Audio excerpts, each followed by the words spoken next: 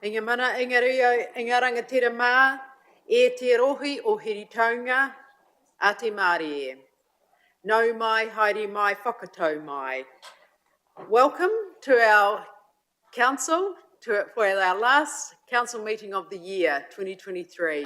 Very warm welcome to our visitors today and to any of our community who is joining us for our last meeting in Hastings, Heritaunga. I'd like to start our proceedings today and welcome Jill, Reverend Jill, to come and bring us forward with a karakia. Thank you, Jill.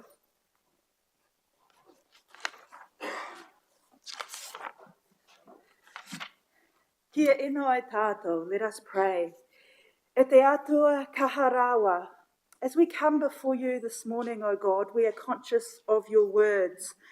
Come to me, all who are weary and carrying heavy burdens, and I will give you rest. For we are indeed weary after such an incredibly tough year that has tested us to our limits.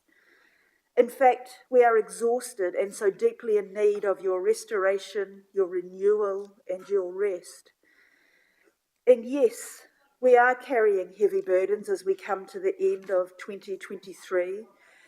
The burden of knowing that for many of our whānau, the ongoing effects and trauma of Cyclone Gabrielle are immense, physically, psychologically, financially, and spiritually. And that as a district council, we have so much more to do in their ongoing care and support. The burden of knowing that due to ongoing effects of climate change, this could all too easily happen again and again.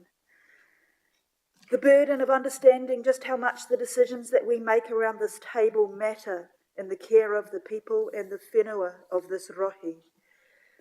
The burden of the conflict that has emerged after such deep challenges. The burden of the many challenges we face in Aotearoa right now.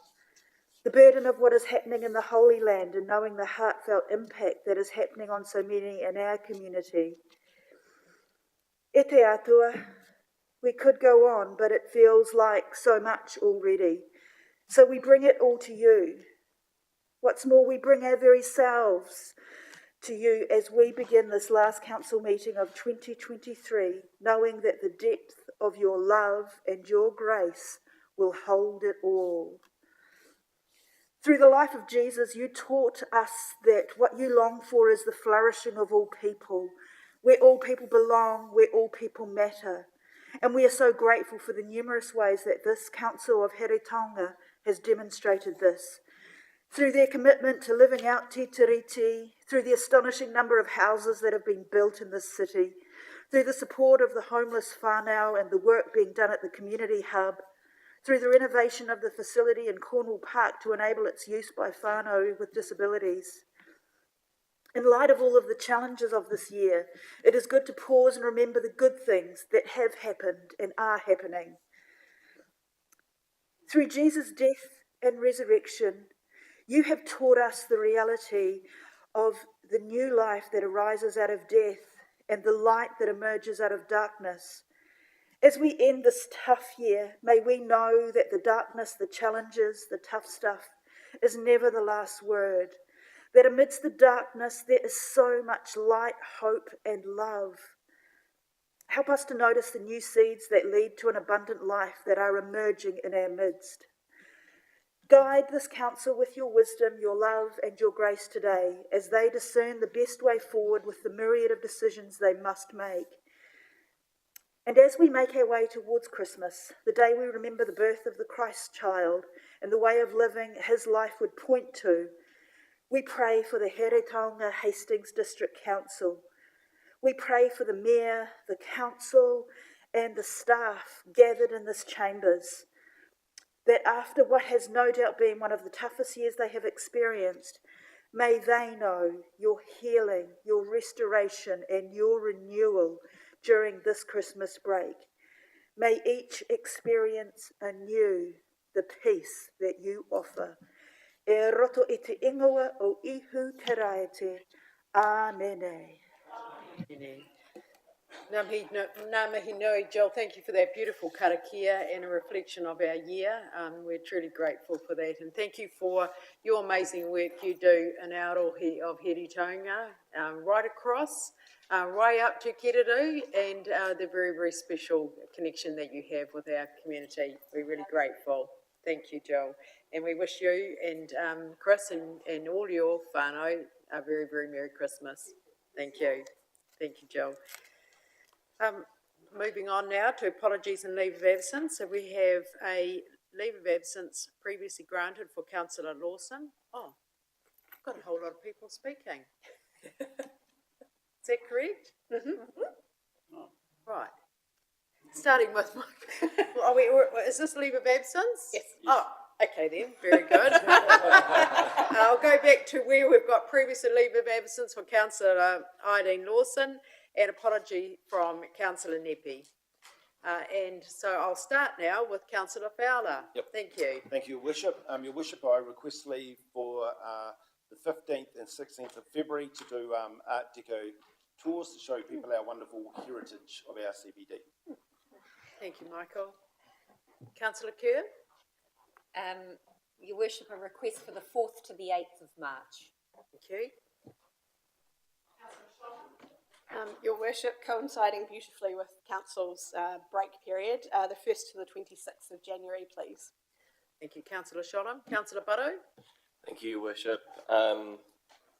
From the 29th of February through to the 30th of April 2024, my girlfriend is going on her OE and I'd like to join her for a couple of my first request for leave of absence as a councillor. Thank you, Councillor Butto. So I move that we receive those leave of absence, seconded by Councillor Dixon. All those in favour, please say aye. Any against? Thank you. That's carried. And a very warm welcome to our Heritonga Takoto Nō Chair.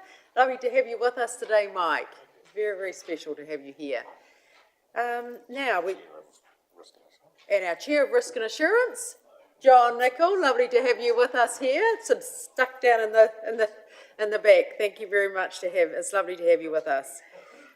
Conflicts of interest, councillors. If you wish to raise them now or at the time the item is in front of us, I'm very happy to take either way. Your Worship, I have conflict of interest. Thank you. Thank you, that's been noted. Thank you. Anyway, item 4 is a confirmation of minutes. And the confirmation of minutes of council on the 14th of November has been confirmed as an accurate record, and the minutes of the 30th of November confirmed as an accurate record. Moved by Councillor Watkins, seconded by Councillor Jessup. Any changes or amendments to those minutes? I'll put those recommendations. All those in favour, please say aye. Aye. Any against? Thank you, that's carried. I'd now like to take a minute as we shared this video with our community at our community thank you evening, and this is our wrap-up video of the year, and I'd like to share it with those who may be watching us with us today, our last council meeting, our year that has been 2023. Kia ora, thank you.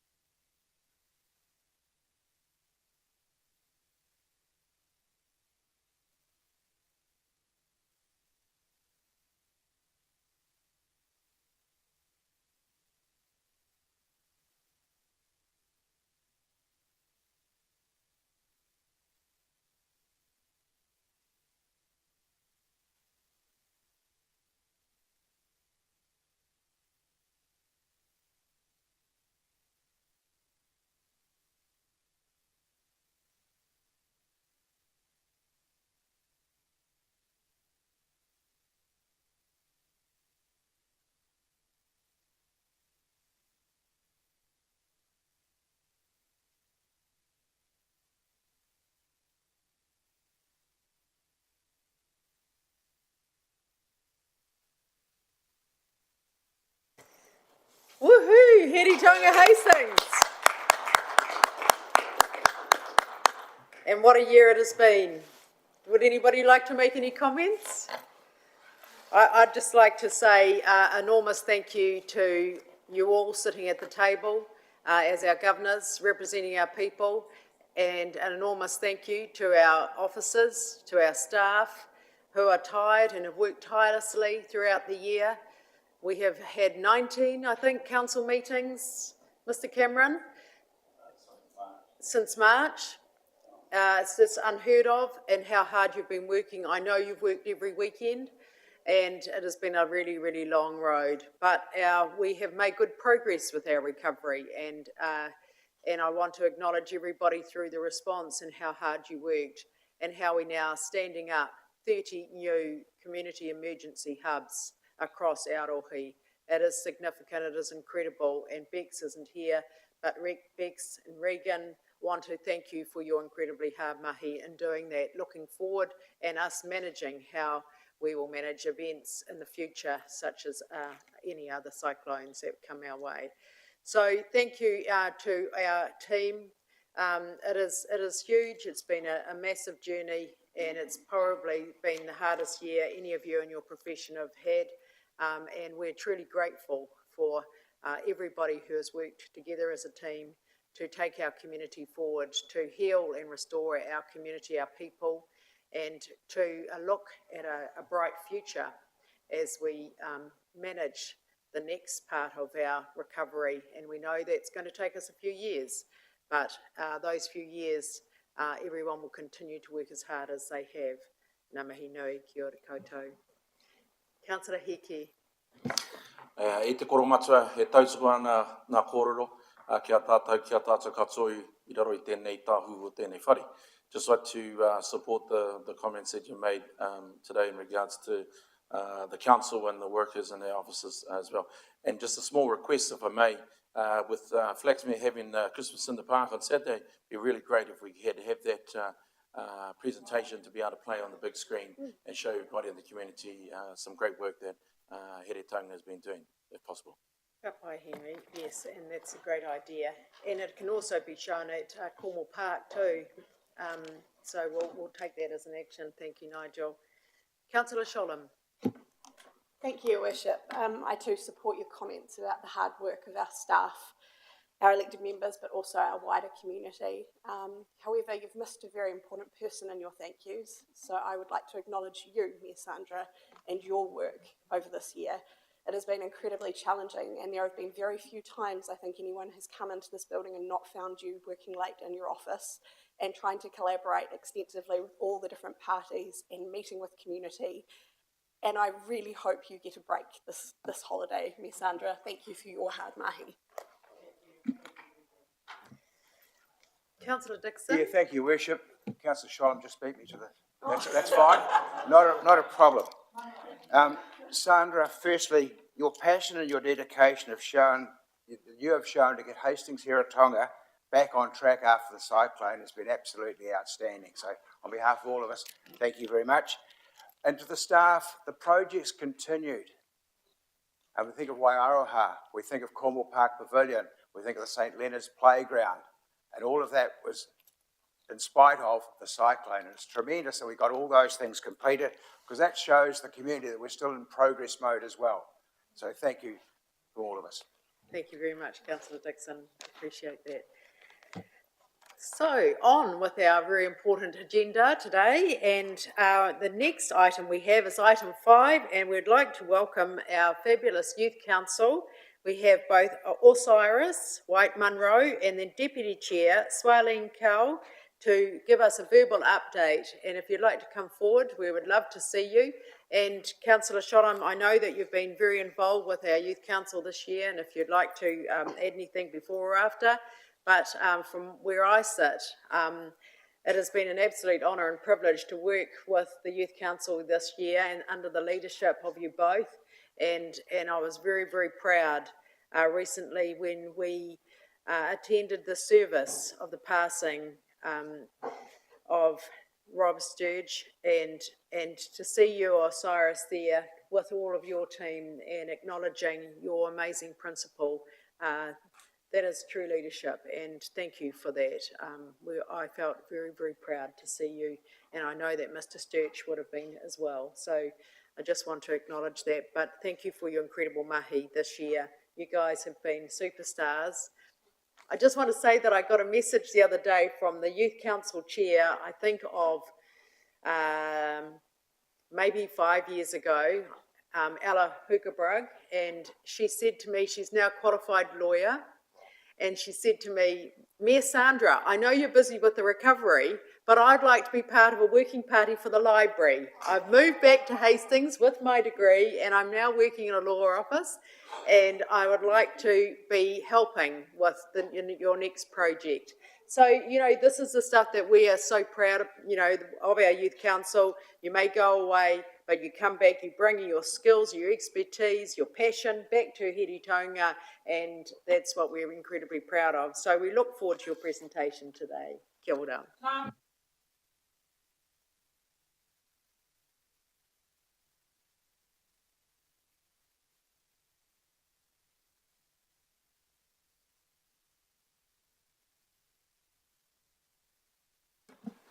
Thank you, Your Worship. We have a report to recap the year of Hastings Youth Council, and if it pleases you, may we read the recaps of the year. Morena e te iwi. My name is Osiris White Munro, and I had the privilege to be chairman of Hastings Youth Council for 2023. And with this role enabling me to create solid connections with my peers in Youth Council, while also enhancing my leaderships outside of Youth Council. Good morning, my name is Swalene Kaur, and I've had the absolute privilege of being the Hastings Youth Council Deputy Chair for the second half of this year, following the resignation of the previous Deputy Chair. This year, my role has enabled me, in the best way possible, to challenge myself and push me to my greatest abilities. The Hastings Youth Council this year has grown greatly over the duration of the challenging year. During our first meeting, we brainstormed many things we would like to achieve, unbeknownst of what it actually had to bring. It is safe to say that Cyclone Gabrielle destroyed the path we had thought we would walk. But hindsight, we were able to deliver some of our goals and achieve greater heights as a group. This year, although proven challenging, has shown us the reality of being prominent figures in the community and helped us grow as individuals and leaders. As first-year councillors, we can affirm that it has been a whirlwind of an experience, but all in all, it has been rewarding for us all. We started 2023 off unaware of the challenges that come with being the leaders of tomorrow, e rangatahi of today. But as the year progressed, we soon realised that not only are we the leaders of tomorrow, but also the leaders of today. We came into Youth Council with a range of ideas and expectations, but the Youth Council has surpassed them all. He aha te mea nui o te ao. He tangata, he tangata, he tangata. What is the most important thing in the world? That is the people, the people, the people. This sums up our perspective of Hastings District Youth Council for this year. And as mentioned earlier, we came into this year with ideals and visions which now reflecting back can be deemed as unrealistic. When we as a community faced the hardships of Cyclone Gabrielle inflicted upon us, we were given first row seats to view, to unity and support our community gave to one another. This helped us realise that at the end of the day, we as the Youth Council, this may have been many big visions to create new and big projects or increase our following on social media. But circumstances have proven that our sole responsibility relies among the well-being of our people, our Hastings District whānau. This year, the Youth Council has done recovery response, so volunteering at the Giants Hub during the April school holidays, which we strive to make a positive impact in our cyclone-stricken community. The Hastings Youth Council also partnered with Napier Youth Council and Hawke's Bay Rangatahi Environmental Committee for a beach clean-up day. as well as having 3 of our environmental and sustainability working group members assisting with the youth event in May. Our marketing and comms working group achieved great heights by going live on Radio Kahununu, interviewing me, Sandra, live, posting small snippets into our endeavours, creating an interactive social media platform which the Hastings and wider community, specifically Rangatahi, can be informed of events, opportunities and changes in the community. Our Environmental and Sustainability Working Group began their Pataka Kai project during this year. Unfortunately for the group, due to some issues, they were unable to finish this project this year, but will be taken into 2024 and finished early to mid next year. The Pataka Kai will be put in the Flaxmere Community Centre. We also had a hybrid working group which hosted the candidates debate in the Blythe Performing Arts Centre at Iona College on the 9th of August. The group presented to the lead team, which they were nervous for, but enabled them to gain a better understanding of the council process. It was a lively event with an amazing turnout, providing the Youth Council with immense pride of their efforts and dedication. We also had youth councillors represent on the following subcommittees: Civic Development, District Development, Environmental Resilience, Community Wellbeing, Hastings District Rural Community Board, Rural Halls, Active Transport, Joint Smoke-Free Workshop. Throughout the year, we had a number of consultation, trainings and workshops, such as SVA Workshop, Hastings Sports and Recreational Facilities Consultation, Events Workshop, Council Workshop, Training Chairs, CBD Strategy Workshop, Multicultural Communities Workshop, City Activation Workshop, and we also had a few guest speakers to come and talk to us, youth councillors. Rizwana Larif, Electoral Commission, and Mahia presentation, Mental Health Service for Youth. A highlight of some of our youth councillors also attended events such as Festival for the Future, which is a 3-day conference aiming to inspire leaders across the country. They make a positive impact on the world. The event consisted of many panel workshops and opportunities to make connections with other change makers across the country. For us, both this year, as first year councillors, has been a cyclone of emotions and events, but we could not have asked for a better community to serve as youth councillors. Our role has been made easy by the people that support us and the wonderful Hastings Youth Council of 2023. Also, we would like to give a big special thanks to Councillor Wendy for the dedication and passion she has displayed to Youth Council throughout the highs and lows of this year.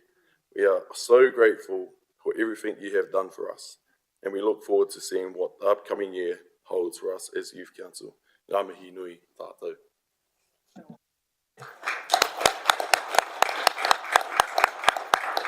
Well, just wait there a minute because we want to acknowledge you and thank you for your incredibly hard mahi and capturing the importance of what's important to our community, and you have certainly summarised and summed that up and made a difference for us in Hiritonga. So, Wendy, you would like to say a few words? And thank you for your service during the year. I just really want to say thank you to these two representatives of our Youth Council, our leaders of our Youth Council, but also the wider Youth Council. I had the opportunity with you, Mayor Sandra, to say a personal thank you to them, but publicly I'd like to acknowledge the huge amount of work that our Youth Councillors actually put in. They volunteer all of their time, and it is hours and hours. They meet fortnightly, so I'd almost argue as regularly as we do sometimes. And also they do a huge amount of work in their subcommittees outside of that. So this is a big body of work that they choose to do, and they sacrifice being able to do other things to do this. So I'd like to acknowledge that mahi. And like I did the other day, I'd also like to acknowledge that this year did not go how any of us expected. And I'd like to acknowledge how fast you all were at adapting. You had your annual plan that you formed, and then we met Cyclone Gabrielle, and much like this main council, we threw out all our original plans and we had to adapt. And I want to acknowledge you both, and also acknowledge that we have some wonderful succession planning with the returning youth councillors, and the fact that they're passing knowledge on to incoming youth councils. So that's a huge body of work and an evolution that you've done as well. So thank you. Yes, we're very excited to welcome you back. Are you both coming back next year? Yes, fabulous. How exciting. Have you remembered the Wero, the challenge that I gave to you in our farewell speech, what your homework is? Oh, 3 things that you wish to change? Yeah. Oh, no. And how you're going to do it. Beautiful. Thank you, Osiris. I'm pleased you were listening. Yes, Councillor Jessup, thank you.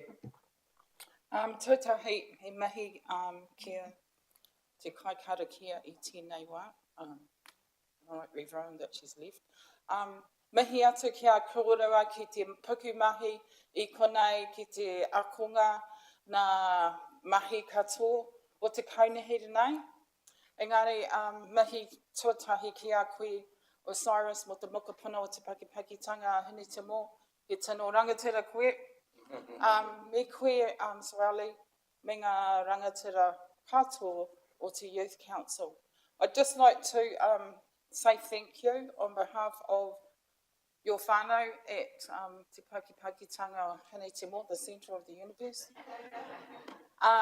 And just to acknowledge what everyone else has said, because we're new councillors coming in and we didn't realise what was coming with the cyclone and all the mahi that goes with it. So thank you for actually putting your pitchfork in there and just getting on with the mahi, because that's what it's about. And also, because you're only young, putting that little youth vision forward. Nō reira, tēnā koutou katoa. Oh, kia ora, Kelly. Thank you so much. Thank you to you both. We hope you have a very, very happy holidays. Don't work too hard at Splash Planet or Cyrus. And hope, yeah, the chief said work very hard. Thank you. So no, it's just a wonderful presentation. Thank you for your hard mahi throughout the year. We look forward to seeing you in 2024, and it's been an exciting year for you. And thank you for everything you've done. Would you like to move the recommendations, Councillor Sholem? Very much, Your Worship. Can I also suggest as well, just quickly, if you ask Swalene what she's doing over her holidays, because it is not resting.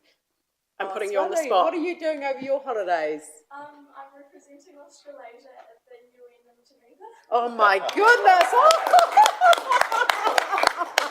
Oh my goodness, that's incredible. What about our leaders for the future? How exciting. We look forward to seeing how you go, and all the very best from all of us. Oh, that's so exciting. Well, thank you, team. Thank you very much. Thanks for your presentation. Our future is in good hands. So, Kelly, you're second. Thank you. So, have a mover and a second. Put those recommendations. All those in favour, please say aye. Aye. Any against? Thank you. That's carried. Moving on to item number 6. Welcome to John, our Chair of Risk and Assurance, Regan.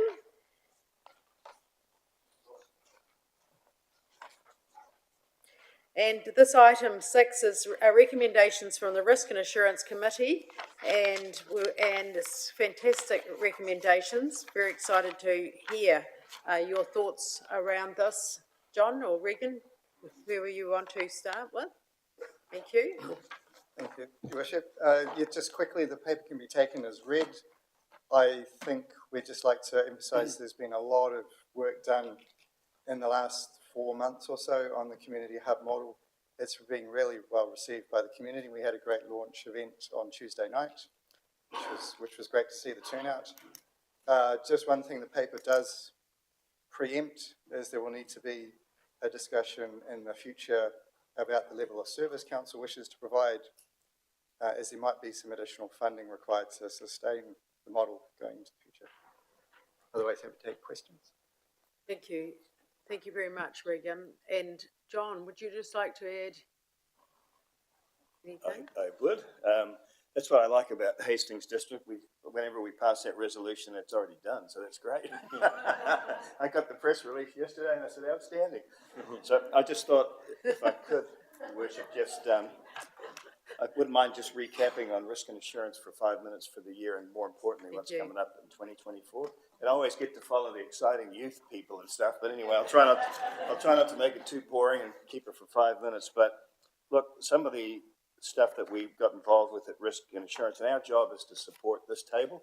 So often if it's technical or somebody wants to run something past some council representatives as an experiment, we can try it out in risk and insurance, and we try to make it a really safe place to do that. But this year we assisted management with a lot of technical aspects after Cyclone Gabriel with the year-end accounts, which we won't go over that, won't reopen that one again, but it really was quite challenging, and the team is just a reflection of the finance team that we have, that we got through all that. And the auditor rang me privately and gave me a big thumbs up and said, you've got a really good team there, which they never do that. So that was high praise indeed from the auditor. We continue to monitor health and safety reports on your behalf. I mean, this table owns them, but we get to critique them and suggest different ways to lay it out in bits and pieces, which was great. The never-ending game of insurance continues. We managed to get all our policies in place, but next year it's going to be a challenging deep dive to figure out how the heck do we continue to afford insurance. So we did a lot of work on that. Treasury management, now there's very likely to be no three waters, but we could have a local, I mean, who knows how that's going to shape up. So we did a lot of work on that. We did a follow-up paper that John and his team did on accommodation issues post the devastating fire in Wellington. So we ran a quick audit over all our buildings to make sure they were safe, and 4 or 5 of them needed a little bit of work done on them. So that was really useful, and I was very proud of the committee for working on that. We continue to update our risk frameworks through Regan and the team. Our risk appetite, all our sort of formal policy stuff's always really tidy and done. And we managed to introduce a new independent committee member, Graham McGlynn, who's already proving to be really valuable. But what was that old saying? Those that look to the past always miss the future. The future, we got some challenges ahead of us, but some exciting stuff as well. As I said, we have to do an insurance deep dive next year on how we can insure ourselves effectively. We're going to refresh another look at all our IT controls. That was something that we have to keep an eye on around cybersecurity and other bits and pieces. So we get the IT team to present to us at least once a year. We're going to provide support reviewing those asset management plans again. There's 6 plans that feed up into the LTP. We like to keep an eye on those, just at least through the executive summary. We've got a risk position post-Cyclone Gabriel that Regan's done some work on, just to make sure that we're sticking to what we said we would through the contracts and all the good stuff. So we'll keep an eye on that. Legislative changes galore. You know, there's a big machete swinging at the moment, and there'll be some replacements for those policies. So we typically try to keep an eye on that at Risk and Assurance on behalf of council. And then probably the final one, and I don't want to belabor this because we have during the year, but treasury and debt levels, et cetera, is not going to go away.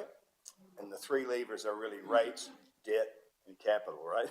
So those 3, I'm sure in the new year, Bruce and the team are working on those. And I guess my one thing I'd really like to raise with you folks is management always put up a capital plan that's up here. That's their job. And then the governors usually trim it back because, you know, we don't have a bottomless bucket of money. But I guess my challenge to you is make sure that you understand the impacts of that trimming. Okay, because the risk, there's always risk. You can't have everything. I mean, you know, look at yesterday with the ferries and stuff. I mean, there's challenges everywhere, but there is a risk when you go from here to here. Just make sure you understand what that risk really is. So that's my one plea. But I'm assuming, Bruce, all that'll be coming through in the January, February. Absolutely. Yeah. So Risk and Assurance will continue to support on that, but just to say it's going to be a real challenge in the new year. But I think we all know that. But finally, I just wanted to thank Mayor Sandra, Nigel, and the council management team. I talk Hastings up positively everywhere I go. I think this place does you folks and the team do a really good job. The finance team, the health and safety, the risk team are some of the best I work with, which is great. So it's been an honor to work for this place, and I look forward to 2024. So thank you. Thank you, John. Thank you for your wise words and advice. And it is fantastic to have you as our independent chair of our Risk and Assurance Committee. And throughout the year, you've always been there are ready to pick up the phone to help us through some of our massive challenges we've had as we build policy and pivot to change how we're doing things and be able to understand the implications and risk to our community. So wish to thank you for your hard marking throughout 2023. Thank you. And Regan, thank you for the incredible piece of work on community emergency hubs. We all felt, all the councillors who attended the other night felt incredibly proud to see our community from across the Aotearoa of Hiritonga and see how they are all standing up and what the future looks like for them and preparedness and readiness for any future events. It was amazing to see people as far as Tūtera there, all ready to go and getting that support that they need. And to have 30 stood up by the end of 2024 is a fantastic effort. Thank you. Councillor Kerr. Thank you, Your Worship. A quick question for Regan. Did I read in the report that Hawke's Bay Civil Defence Emergency Management have also taken this model on as well? Yes, that's correct. We've been working really closely with the group office to make sure this is a regional approach and consistent across Wairoa, Napier, us and Central Hawke's Bay. Thank you. And if I may just make a comment. In the last 10 years, the community of Tipahui, which is where I live, has had significant snowstorms and wildfires. And I spent a lot of energy speaking with the team at Civil Defence Hawke's Bay saying we need this type of investment in our communities.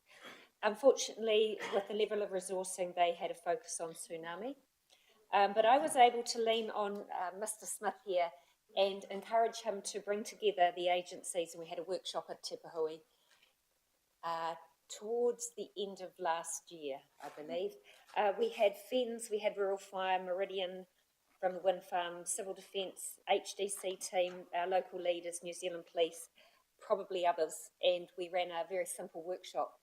But from that simple workshop came an amazing response when Cyclone Gabrielle hit. And it has been nothing short of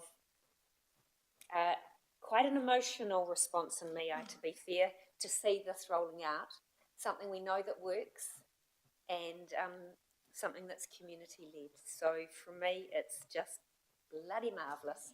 And when ready, I'd love to move the recommendations, Your Worship. Awesome. Thank you, Councillor Kerr. Councillor Fowler. Yep. Thank you, through your worship. Yes, thank you for your work, Regan, in doing this. It's been exemplary. Just some clarification around C, the likely cost impact for council should not be excessive. Talks about 2 to 3 full-time equivalents. Could you just clarify that, please? So I guess that's what I was alluding to. This is indicating a future decision about service level, and I guess the magnitude of that investment will depend on how much we want to be proactive in this space. I don't anticipate that it will require a lot of additional staff, but working closely with our community engagement team and the group office provides us with the capacity. We just need a little bit more internal capacity within our risk team to make sure that all works smoothly. There may also be some other funding required for replacement of equipment that's being purchased and provided to hubs and for our civil defence centres. But again, the equipment that council's providing to the hubs is mostly stationary and guidance, so that's not an enormous investment.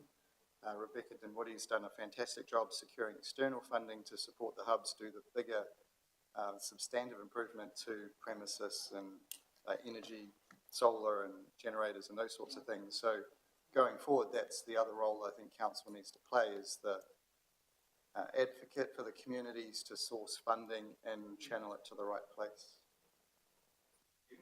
Well said, Regan, and very, very excited about the Red Cross additional 1.1, is it? 1.1 million. So that's fantastic support. And as we look at our LTP, what we need and future resourcing will enable us to understand those budgets. Councillor Redstone. Thank you, Your Worship. I'd just like to thank you, John, and the committee for your support with my Environmental Resilience Committee in raising the fact that we cannot afford to not adapt to climate change. So thank you for that. Thank you. Thank Thank you, Councillor Redstone. Councillor Butto? Thank you, Your Worship.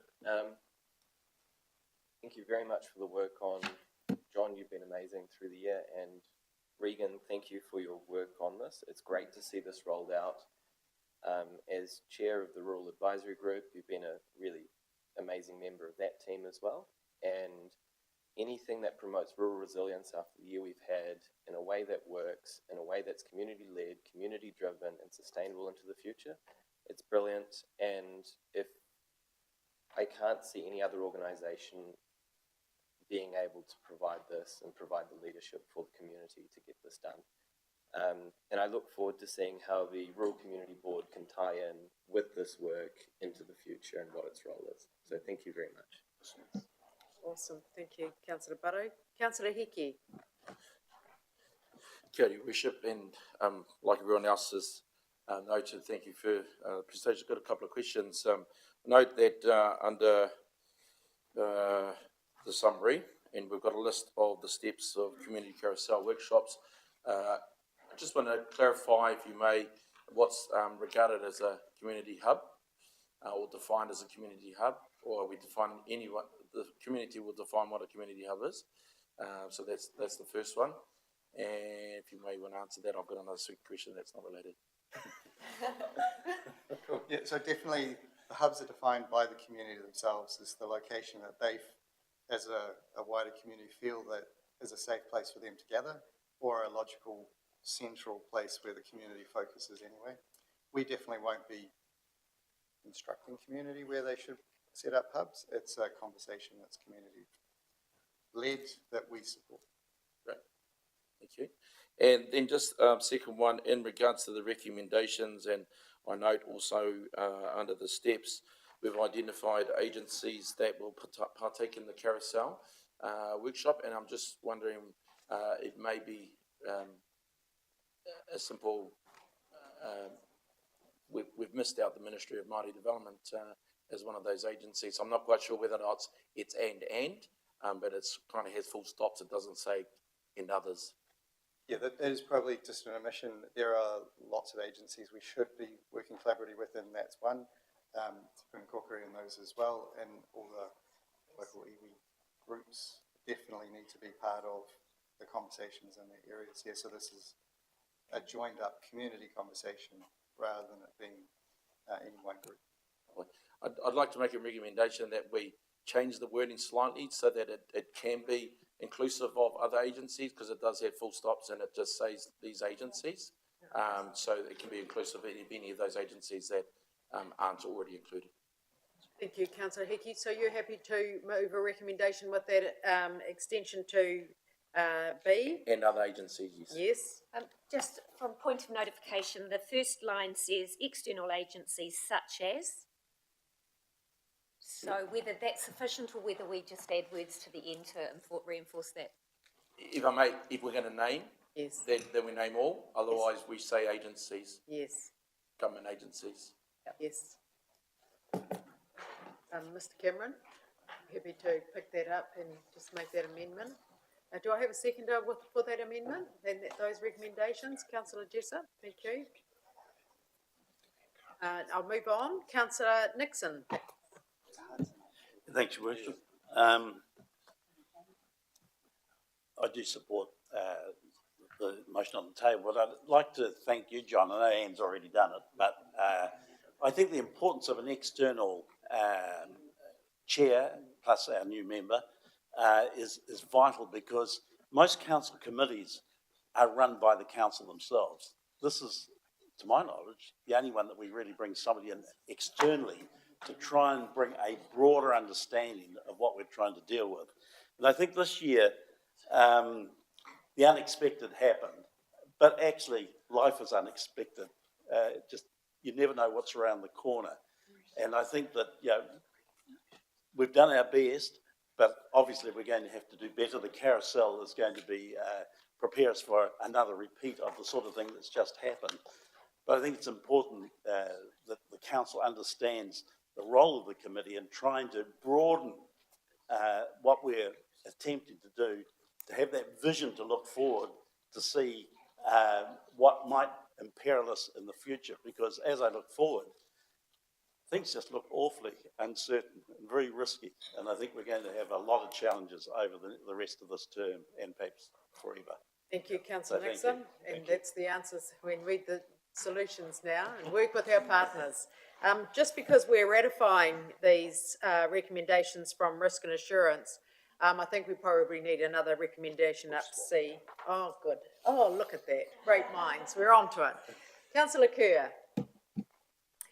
I just have a question, probably to the chief or maybe the legal team. A conversation I've been having in the background is how the Rural Community Board can better support this work. During the cyclone, it identified that there's definite geographical boundaries within our community, and if we were able to increase the number of community board members, instead of 4 to 8, geographically divided by these wonderful rivers, there may be some real benefits, especially in an adverse event, of having paid, elected leaders in the rural community. So my question is, how do we commence that process, given it's actually a very legalese, legislative-based process? It's not something we can easily do.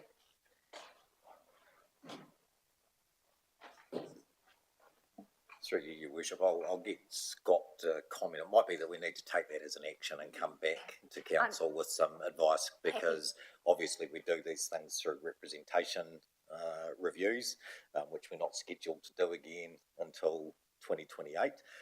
But if you're happy, why don't we take that as an action and come back and confirm? Thank you very much. Process? Thank you, Councillor Kerr. So, the mover and the seconder, if we could just have a look at those recommendations up. The councillor receives a recommendation and recommendation B and notes that B, small b, is an inclusive recommendation of all agencies and Māori authorities. Councillor Hickey, are you comfortable as a mover with that addition, or would you like to change anything? No, just a.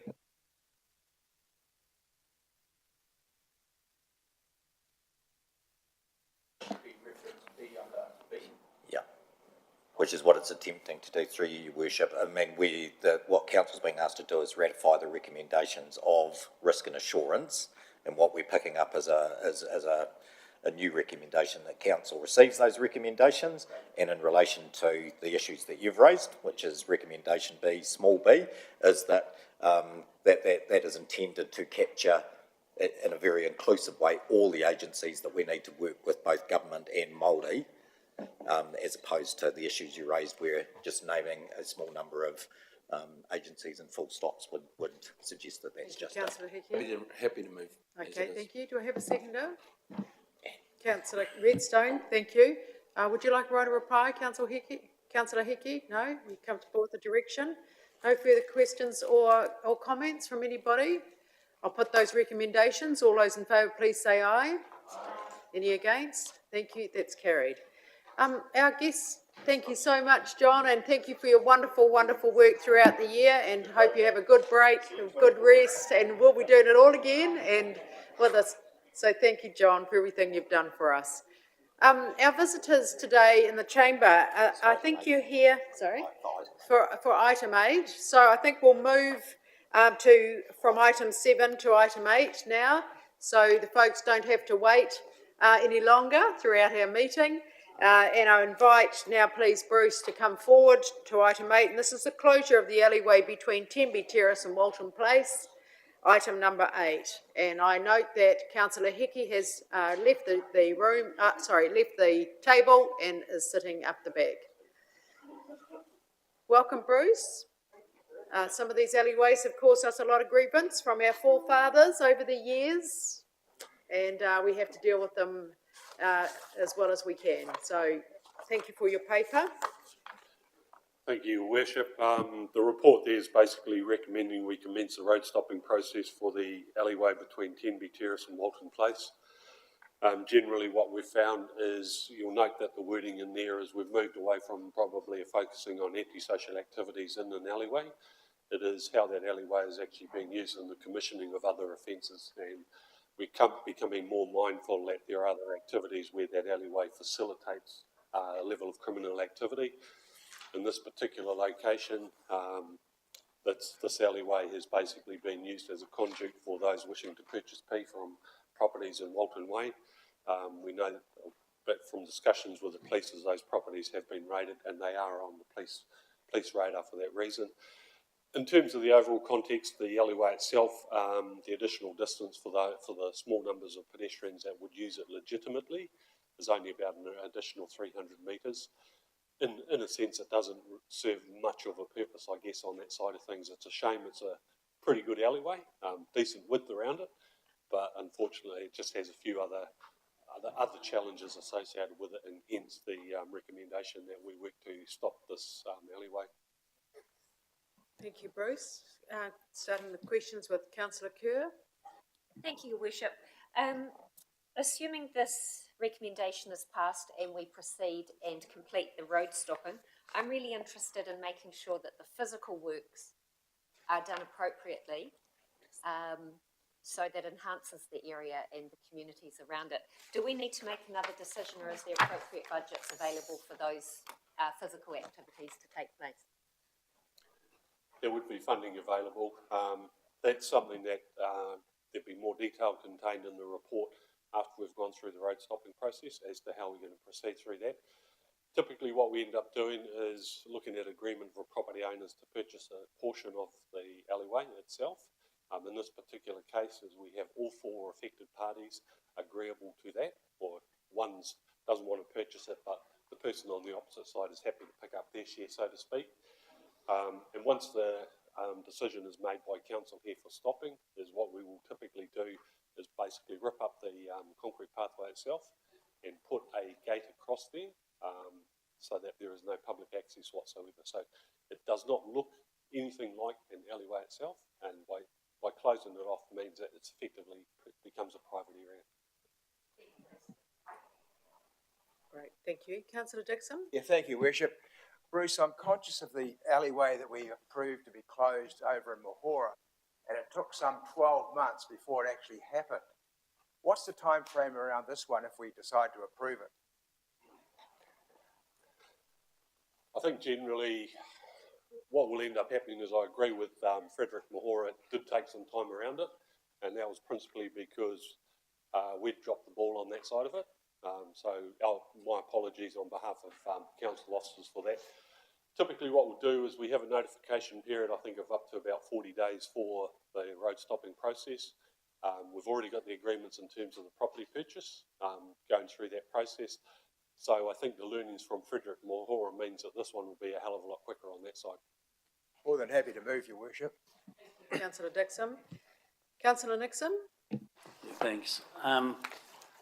As Councillor Dixon just mentioned, it's not the first alleyway we've closed down. Do we have a process for evaluating the continued contribution from these alleyways? They're everywhere, all over the place, and so many of them seem to be troublesome. And I just wonder, do we just wait till people complain, or should we be more active and have an evaluation process to make sure they still fit a community need?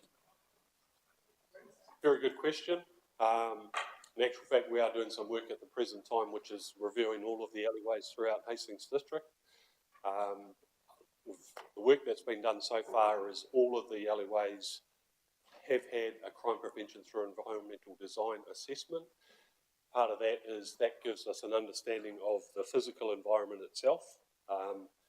Once I've got that final report, I will be working with the community police to get some more information in terms of some of the activities that they are likely to have come across.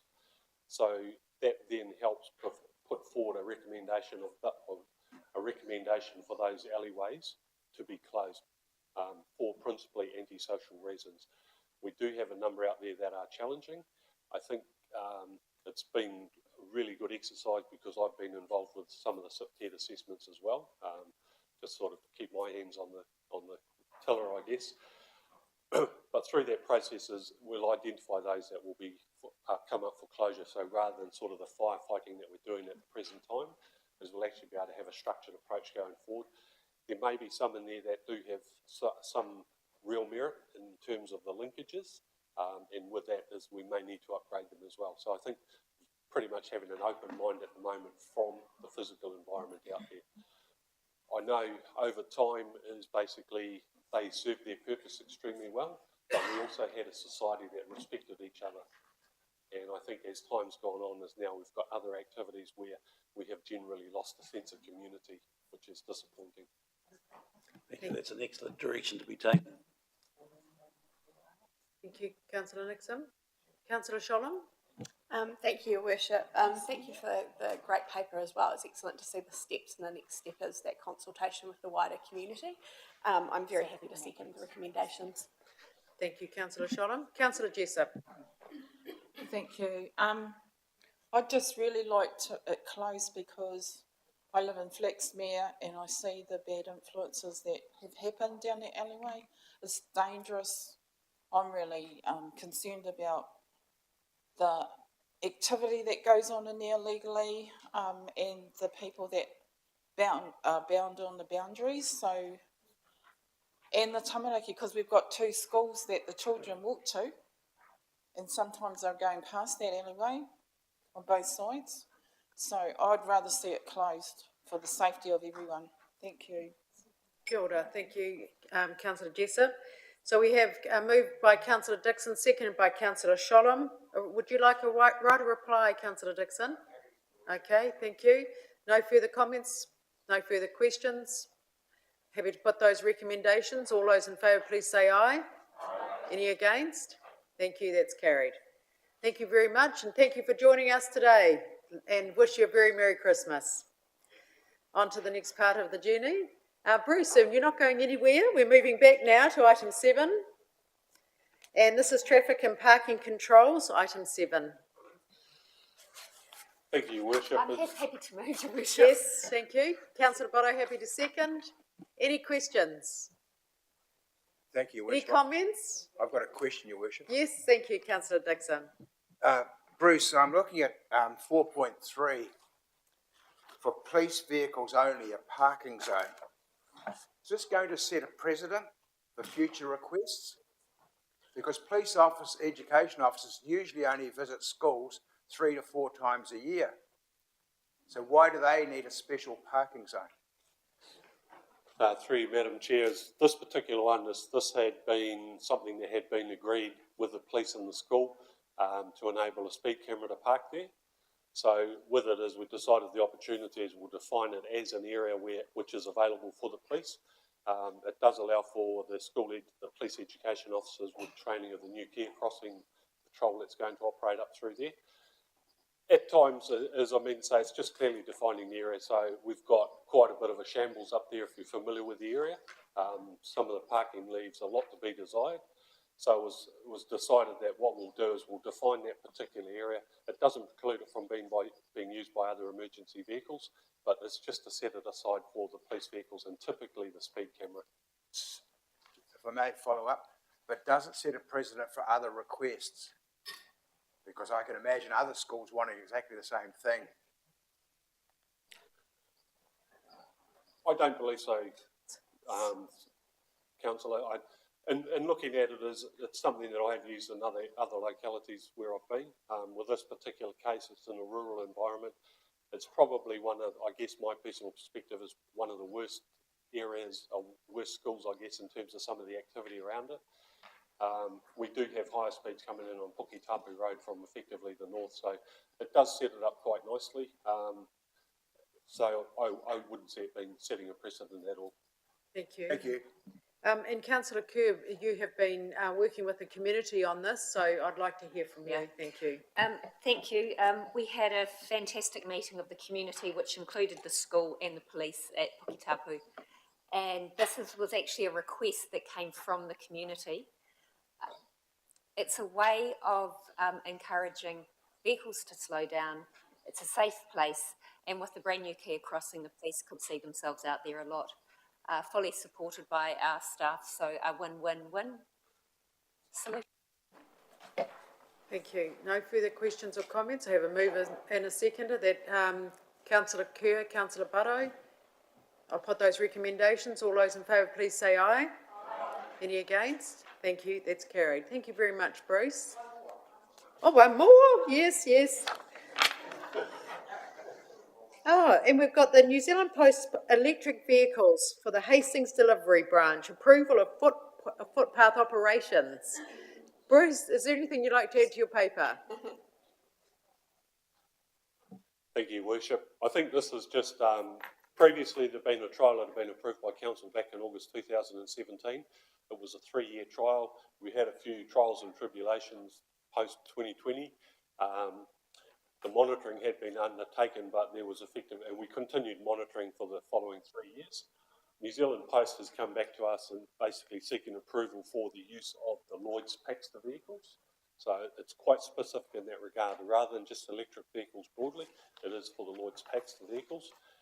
The reason for that, we know from the monitoring that's been undertaken, is they fit in quite nicely. They provide an excellent service to the community on that side. So hence, we've got no sort of time period as to what this recommendation pertains to. So if they decide to change from the Lloyd's Paxton vehicles, the message will be that they come back to council to seek further approval.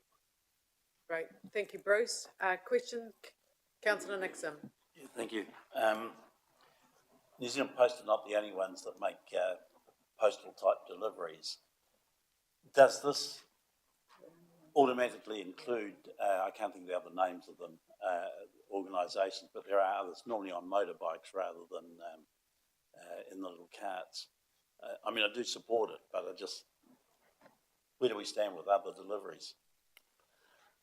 I think some of the legislation allows for the use of motorbikes and the like on the footpath. These are specific vehicles that take up probably close to a footpath width. So the recommendation, or this recommendation pertains only to the Lloyd's Paxton vehicles. The other motorbikes and even the push bikes are basically covered by other legislation. I didn't realise that. I'm happy to move it anyway. Thank you, Councillor Nixon. Councillor Redstock. Thank you, Your Worship.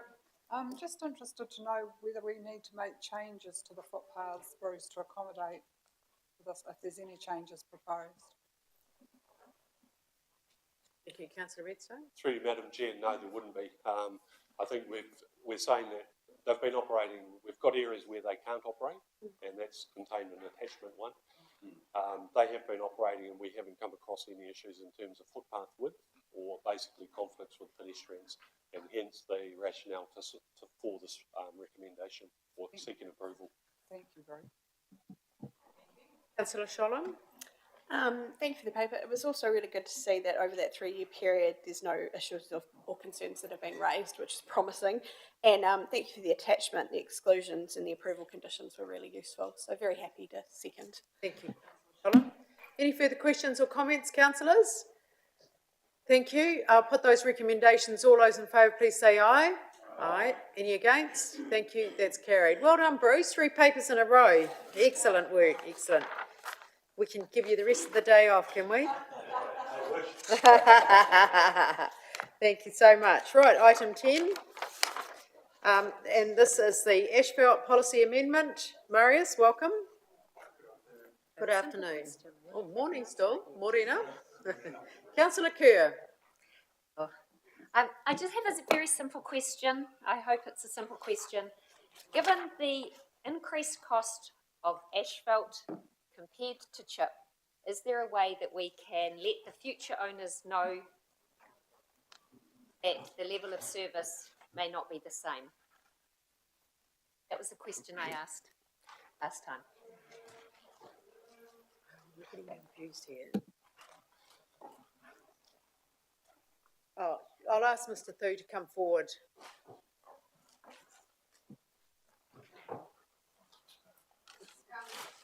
Councillor Watkins, are you okay? Were you? Battery's gone flat.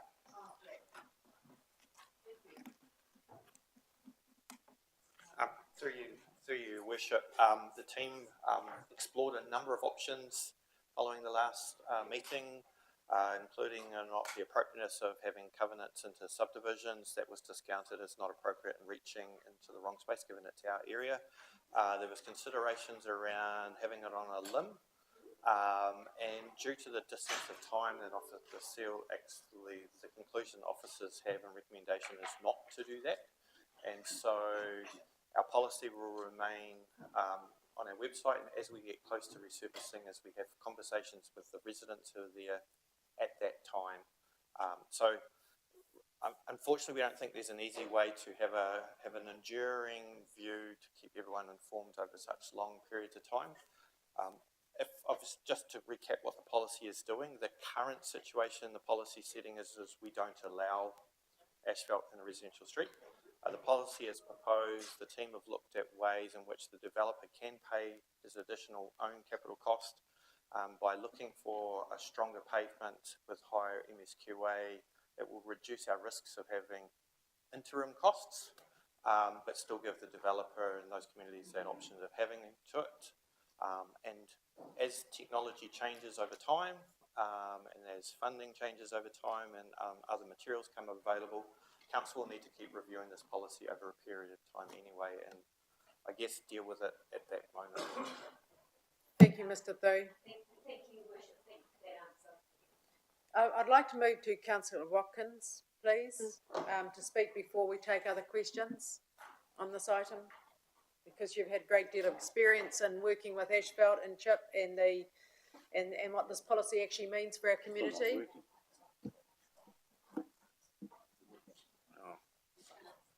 Working now.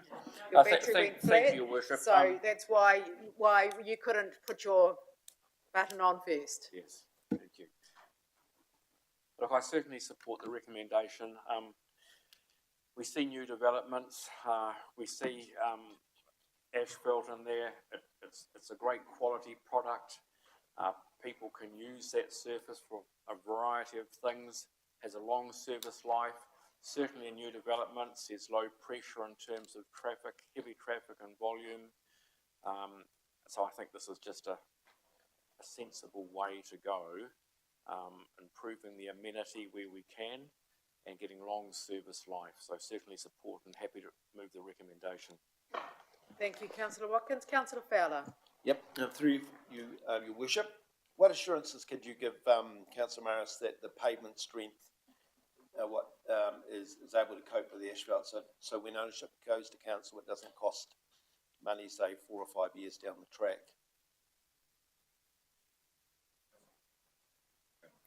Through the Chair, there'll be a robust MSQA and pavement design process that will be followed prior to construction and during construction. There are monitoring and quality assurance in place to ensure that they meet the requirements of that pavement design. And that will give us the assurance that our risk is managed in that space. Thank you. Happy to second, Your Worship. Thank you, Councillor Fowler. Councillor Nixon. Yeah, I think it's an excellent recommendation, but I do have a question. The question is this: if we lay asphalt down, does that over a long period of time give us a more robust road surface that is less prone to potholes and other failures that seem quite evident around the place at the moment? Mr. Thu? Through Your Worship, no. When you put asphalt down, sometimes you can put a second layer on top, but because of the lip and the tripping hazard, one of the reasons asphalt's so expensive, one of the reasons it's more expensive to replace is you have to mill it all out and you replace it. So you're forever just taking it away and replacing it, putting it back in, so it doesn't build any, and it's not a structural layer as we're putting in it, it's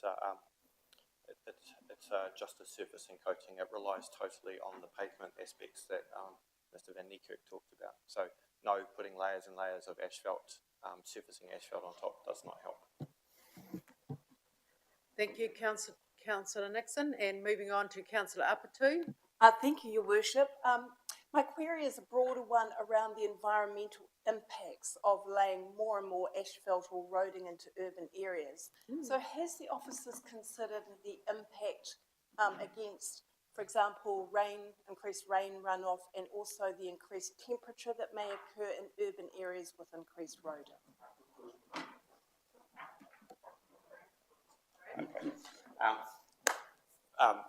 Very good question, and a wider one around urban form. if you have a chip seal, in terms of road runoff, if you have a chip seal and if you have an asphalt, they're both impervious area running to a curb and channel. So apart from any water that might soak through, and soaking through is really bad for the pavement underneath and generally causes why we see potholes and so forth. So in terms of runoff, both products are similar. And in terms of the key piece to reduce the amount of asphalt used is actually road width. There's quite a lot of innovation going on at the moment around bitumen products, alternatives to bitumens and other additives to try and reduce the volatiles and some of the products used inside it. I'm not aware that we've done a detailed analysis around total carbon release between the two products at this stage. That's work that we'd be carrying on doing once we've got our baseline monitoring in terms of what our impact of our activities are. I'm sure someone else has done that though, that we can recycle if we can. And then in terms of heat, that goes a lot to the street planting and all the trees along the street. So they help shade and reduce some of that heat gain. They also similarly see us replacing concrete footpaths and other footpaths more often than not. So. Councillors, can I ask you to focus on the recommendations A, B, C and D, page 44, and that is around the asphalt policy. And if there's any further questions on the policy, Councillor Shodham. Thank you, Your Worship. So just clarifying from what I've read in the report, as I understand it, we have a current policy which, whilst may not necessarily have been applied consistently, says chip seal only, no asphalt as an option for new developments. The new policy would give the option to developers to have asphalt, however, they'd have to have an improved pavement standard, which would then give this council options in 20, 30 years' time when that needs to be replaced as to what it puts as a replacement. Is that correct? Correct. Excellent. Very happy to support the recommendations. Thank you. Thank you very much, Councillor Shodham. So we have a mover and a seconder, Councillor Watkins, Councillor Fowler, and we also have an extra recommendation in here that is uplifting this item from the Strategy and Recovery meeting held on the 5th of December. If there's no further questions or comments on those recommendations, I will put those recommendations. All those in favour, please say aye. Aye. Any against? Thank you, that's carried. Thank you very much, Marius. Now we're on to the Hearings Committee composition. Item 11, I'm very happy to move from the chair. Seconded, Councillor Butto. Any further questions to Mr O'Shaughnessy about this item? No further questions? Thank you very much. I'll put those, so did I have a second? Yes, Councillor Butto. And I'll put those recommendations. All those in favour, please say aye. Aye. Any against? Thank you, that is carried. Item number 12 is the Clifton Tongoio Coastal Hazards Joint Committee meeting summary. Welcome to Mr Clues. Hello, Mark. And any of the committee members who would wish to speak to this joint committee meeting that you attended, very happy for you to speak on the update of the summary.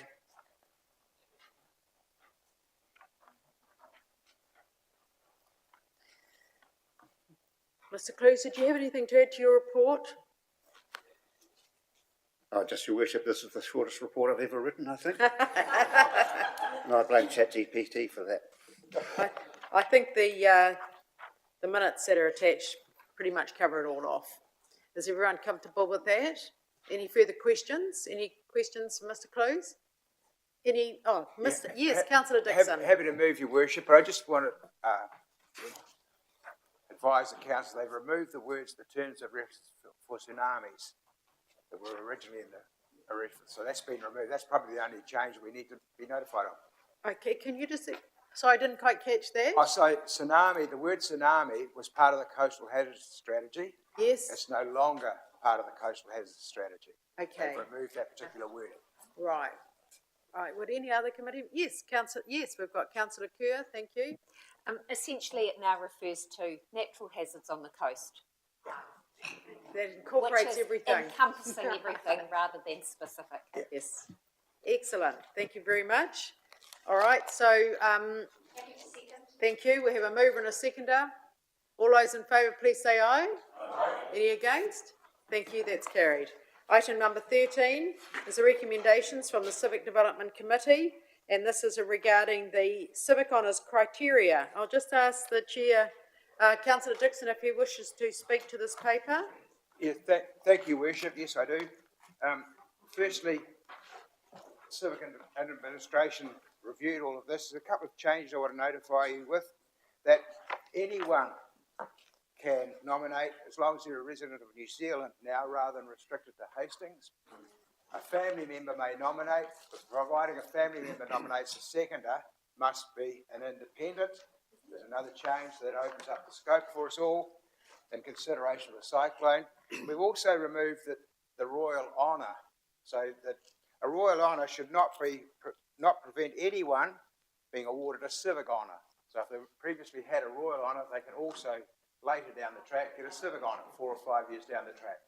So they're the changes that we've made, mainly for the individual ones, and we've encompassed the cyclone volunteers within those same criteria. More than happy to move, Your Worship. Thank you very much, Councillor Dixon, that's awesome. Councillor Fowler. Happy to second, Your Worship. Thank you, Councillor Fowler. Councillor Hickey. Your Worship, I'd just like to acknowledge the Chair and the mahi that he's done during civic development. It was a great process that we were a part of, and there were some great outcomes from there. So my acknowledgement e tuku e mihi ki te rangatira nei. Tēnā koutou. Councillor Hickey. Councillor Fowler, did you have anything to add? No. All right, so we have a mover and a seconder. I'll put those recommendations. All those in favour, please say aye. Aye. Any against? Thank you. Well done. Thank you to you, Chair. Item 14, and this is the petition that has been received. Louise, would you wish to? Oh, you're right here. Brilliant. We have recommendations, and this is about removing road access between Gilbertson Road and Pakowhai Road. It's also the lead petitioner, Ivan O'Leary. Was Ivan invited to speak? Through you, Madam Chair. I thought it would be good to invite him to the one where we're going to be reporting sort of the usual process where the officers will work with Evan on getting more information on this petition. Yes. There'll be an investigation, and then Mr. O'Leary will be invited back to talk to the petition at that date. Awesome. Thank you very much. I know we would like to hear. Councillor Nixon. Yeah, simple question. Is this the first time we've been asked to close this road? I understand there has been some disquiet about it in the past. Have we heard from the community about Gilbertson Road closure in the past? So this is all the information that I have received. My understanding from having an initial talk with Mr. Conahan is that perhaps there might have been some closures after the cyclone. Bruce, do you wish to come forward, please? Bruce, I should say. Thank you. Just a point of clarification, Your Worship, from a procedural point of view, all we're doing is receiving the questions and the debate happen at the next step in the That's a good point. process. Yeah. So all we're doing, we're not questioning, not clarifying, we're simply receiving. Thank you. As Louise said. I'll accept that, thank you. Councillor Sholem. Thank you, Worship. Yep, I was just about to say the same thing, so very happy to move the recommendations. Thank you. Receiving the report. And I'll second it. thank you, Councillor Nixon. Thank you, Bruce. Stand down.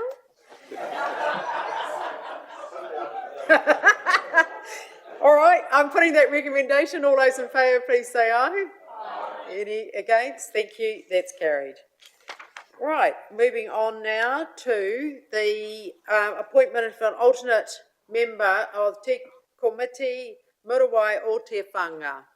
Councillor Apatu. I'm happy to nominate Councillor Jessup for this alternate role. Thank you, Councillor Apatu. Councillor Hickey. I'm happy to second the nomination. Thank you. Thank you very much. Okay, so, sorry, Tam. And I would just like to acknowledge the work of our councillors in coming to such an agreement. And I will apologise to them, I didn't have the conversation with them earlier on. So put my hand up for that one. Look forward to working with Councillor Jessup. Thank you. Thank you very much. So we have a mover and a seconder. Councillor Apatu, Councillor Hickey, Councillor Sholem. Just one question, Your Worship, through you. Does Councillor Jessup accept the nomination? You jumped along and put me in the back of the room, but yes, I accept it. Thank you. All right, I'm going to put that recommendation. All those in favour, please say aye. Aye. Any against? Thank you. That is carried. And Right. Your Worship, our first meeting is on Monday. Monday. Excellent. Thank you very much, Councillor Jessup. All right, the summary of recommendations by the Hastings District Rural Community Board, and perhaps I could ask the board members, Rural Community Board members, if they wish to speak on the summary of recommendations. Thank you, Councillor Butto. Your Worship, it's with the stature of strategy and recovery, it was decided that an alternate member would be inappropriate to ensure that the Rural Community Board could be represented at that committee, no matter the availability of the principal member. Thank you very much. Are you happy to move the recommendations? Thank you. Councillor Kerr, second. Any further questions or comments? I'll put those recommendations. All those in favour, please say aye. Aye. Any against? Thank you. That is carried. We have an extra item, and this is item 18. And I'll just ask Mr. Cameron to, Mr. Allen to take us through this item. Pardon? Thank you. You'll do the procedural paper, Mr. Cameron. Thank you. Thank you, Madam Chair, and through you, so agenda item 18A in your supplementary agenda, as this the substantive item was not promulgated with your public agenda. It's a late item coming on to the agenda. So your first matter of business is to determine whether you'll receive the item for consideration. So the procedural paper I've prepared there just advises you of those procedures and the relevant standing orders. Thank you. Thank you. And happy to move. Thank you, Councillor Kerr. Seconder, Councillor Nixon. Any other comments or questions to Mr. Cameron? I'll put that recommendation. All those in favour, please say aye. Aye. Any against? Thank you. That's carried. Welcome to Mr. Allen. This is item number 18A, and this is about the Horse of the Year 2024 financial support. Thank you. Thank you, Your Worship. So this is this late paper came about from the Strategy and Recovery Committee meeting last week, where Council resolved not to remediate the grandstand and work at the showgrounds and work through a demolition process in 2024. That has provided some additional operating costs for Horse of the Year for the 2024 event, which they can't get around, and it puts at risk some of their income streams as well. So conversations with Horse of the Year, and I guess the other key point, it was acknowledged at the Strategy and Recovery meeting that that Council may want to provide some additional financial support to Hoi for the 2024 event. Councillors were advised at the time that would be unbudgeted and would need to go through a process of formally doing that. So hence the need to do it quite quickly, because the Horse of the Year Hawke's Bay Limited as an entity needed to have some financial surety around that before they committed to a reasonable amount of additional cost. In discussions with Horse of the Year Hawke's Bay, through Tim Aitken, the chair, and Sophie Blake, the event manager, it sort of got an appreciation of additional costs that they were incurring because the grandstand was no longer available. Also got an appreciation of where they are at financially and the risk that this was putting on them.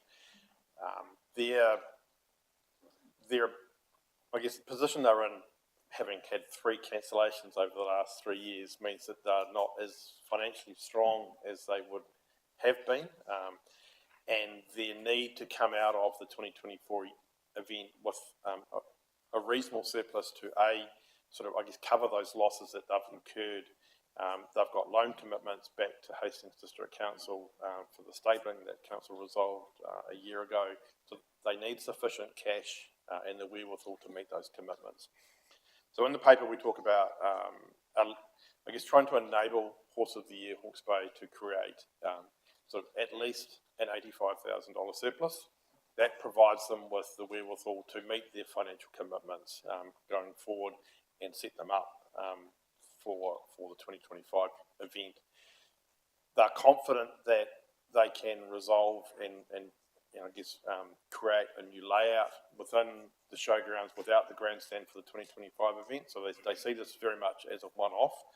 The decision has come quite late in their planning, and it's quite difficult to rejig things. And the easiest way is to spend some more money, invest in some more temporary grandstands and other seating around the arena to compensate for that. So what we put forward, and it's probably not as clear as I would have liked, the report was prepared in a little bit of haste, but effectively what we're asking for here is an underwrite to Horse of the Year to enable them to achieve that level of surplus, up to $50,000, representing that's in sort of an indicative amount of what Horse of the Year will need to spend to provide extra amenity with the grandstand not there. So, by example, if Horse of the Year deliver an $85,000 surplus or greater, there will be no financial contribution from council to support them.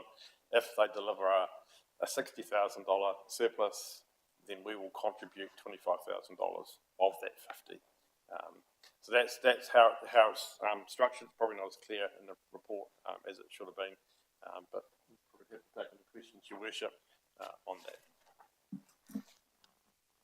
Thank you, Mr. Allen. Starting with Councillor Redstone. Thank you. First question is, we give them $150,000 a year. Have we been doing that the last 3 years? Through Your Worship, yes, we have. I think last year it was a reduced amount because of the cyclone and how that played out. And some of the other years, they've received the full amount due to the timing of the cancellation and the costs that they've incurred. And I think part of, as the host city sponsor, we look at it as the outcomes that we want to get around promoting Hastings as part of it. And with a lot of the marketing and promotion that goes on preceding the event, we were still getting quite good exposure from that as well. That brings me to another couple of questions, if I may. One is, do we actually get the marketing and exposure we were hoping for? Because I know at one point we weren't getting anything for Hastings as such as far as marketing went. Are we branded well and truly across it? Because $150,000 is a lot of money at the moment. It is, through Your Worship, it is a lot of money, and it's the most that we contribute to any event in Hastings. And I think that's, in recent years, obviously for the last 3 years, we haven't been able to, well, they haven't been able to deliver an event that has impacted what we get from our sponsorship. But certainly before the show was cancelled due to COVID, we were starting to see a much improved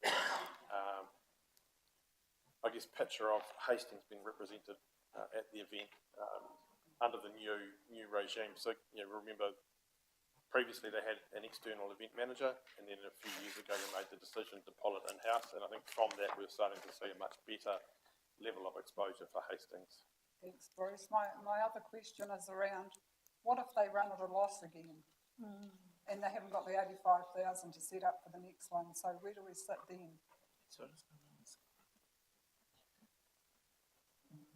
I guess that'll be a discussion that will have to happen.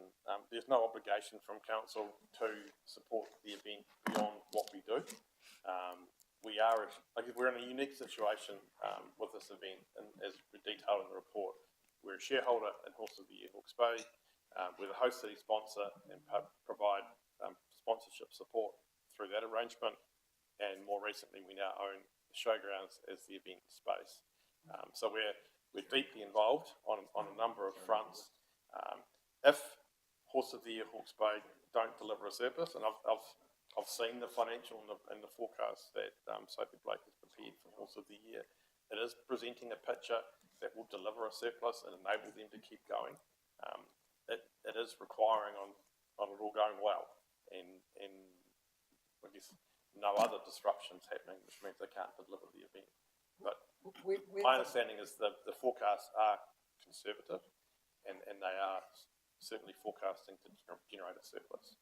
Weather is the one unknown we can't rely on. No, that's right. Thank you, Councillor Redstone. Councillor Harvey. Thank you, Madam Chair. Just understanding who they pay their hireage to. Is that to us or is that to the AMP Society? That's to us now. Okay, so it's so that sits outside of the agreement that we have, which was the 10 days a year. Okay, thank you. Yeah, I think probably the other important point, thank you, is it's just noting that we've had a conversation with Horse of the Year. Their hireage is for the whole grounds. We've just picked up the fee that they paid AMP Society last year as to carry it on. But we are acknowledging with the grandstand not available, there is less amenity, and we have provided a discount due to that. Yeah, thank you. And just one other one, making that 85K work, how closely, and I'm sure you do, because this is your job, overlook that budget, or what are the expenses, which are normal expenses that come through to make sure that it is reached? So I've had a reasonable look over the financial forecasts that have been shared with me, without having a detailed understanding of the event and what their cost drivers are. But what I am aware of, the Horse of the Year board and the event managers are very, I guess, energised to ensure that this is a successful event, given the 3 years of cancellations. So they're doing all that they can to deliver a high quality event, do it in a way that's financially sustainable, because what they're trying to set themselves up for was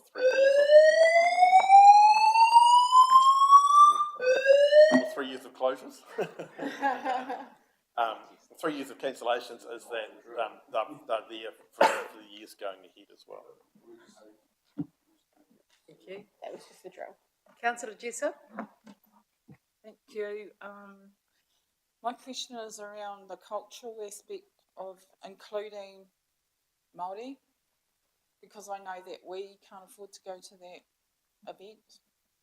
I'm a bit concerned about, we're already giving out 150K, and that 50K extra is a no from me, but I just want to know, where do we fit in this picture, because I know that we're not in that elite group.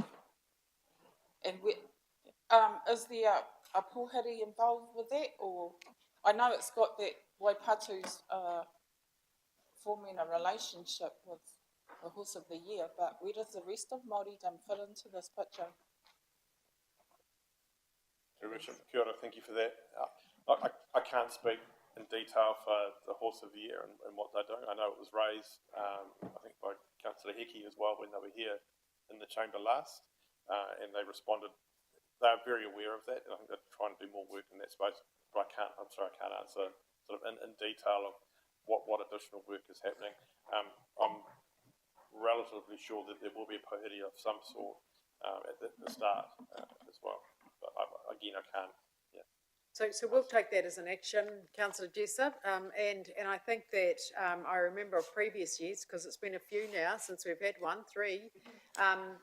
The team, the Horse of the Year team, used to invite our tamariki from schools. Iron Gate, I remember, went down there, and they used to just go down there for one of the early days, and so they had an open day where people could just go in. So, but we'll get some action. We'll get at that as an action point to see how we're connecting with the community, the wider community.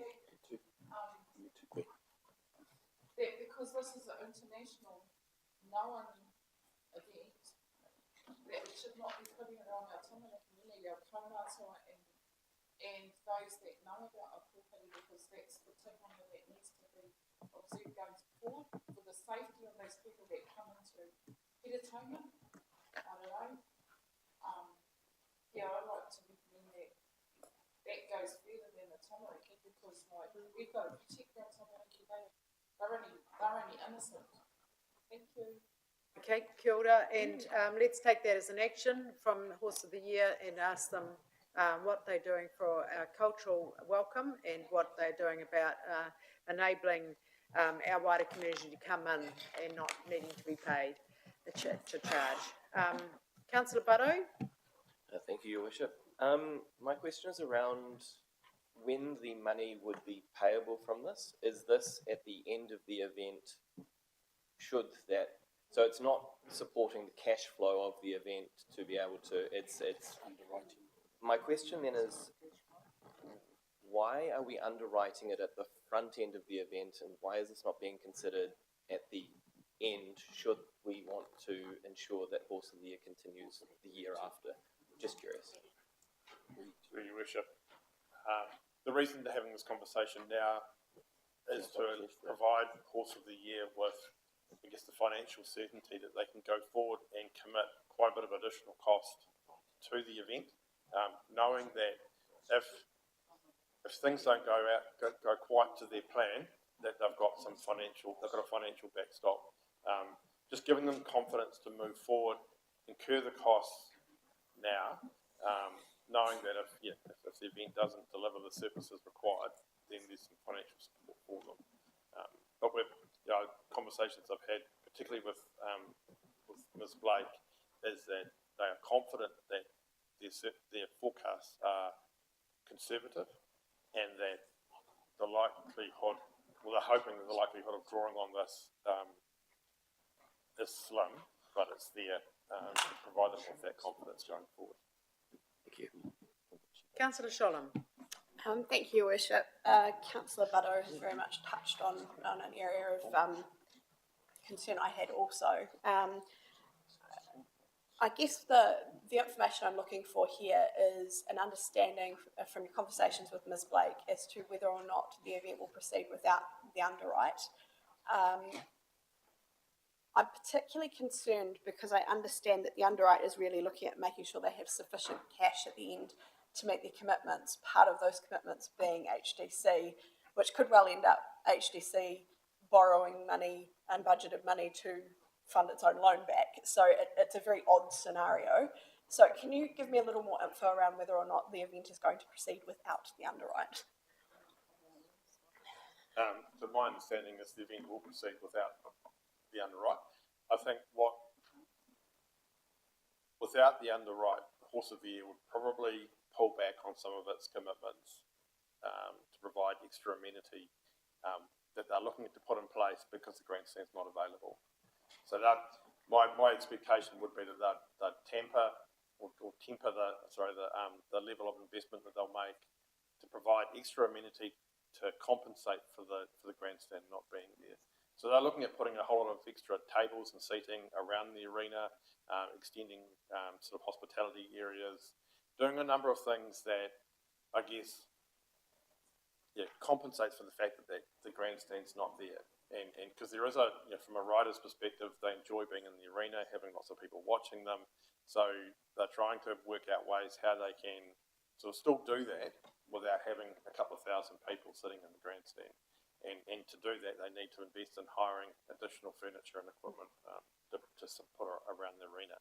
So without this underwrite, I can't speak for Horse of the Year, but my understanding from conversations is they'll probably do less of that. Thank you. Councillor Nixon. Yeah, thanks. I've got two questions. The first one is either the legal aspects or the morality of the whole thing.